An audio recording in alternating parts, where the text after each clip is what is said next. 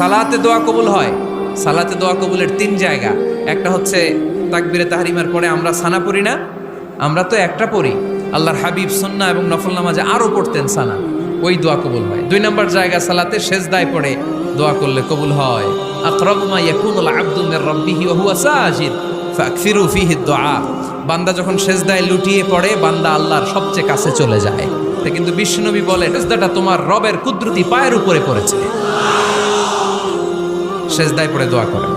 সালাম ফিরানোর আগে বিশ্বনবী দোয়া করতেন, লা ইউসাল্লিমান্না আহাদুকুম হাত্তা ইয়াতাআওয়াযা মিন আরবা'a। আল্লাহর হাবিব বললেন, 4 জিনিস থেকে পানাহ না আছে আমার কোন উম্মত যেন সালাম না ফিরায়। তারা যেন পড়ে, আল্লাহুম্মা ইন্নী আউযু বিকা মিন আযাবিল কবর, আউযু বিকা মিন আযাবি জাহান্নাম, আউযু বিকা মিন ফিতনাতিল মাহইয়া ওয়াল মামাত, আউযু বিকা মিন ফিতনাতিল মাসিহিদ দাজ্জাল।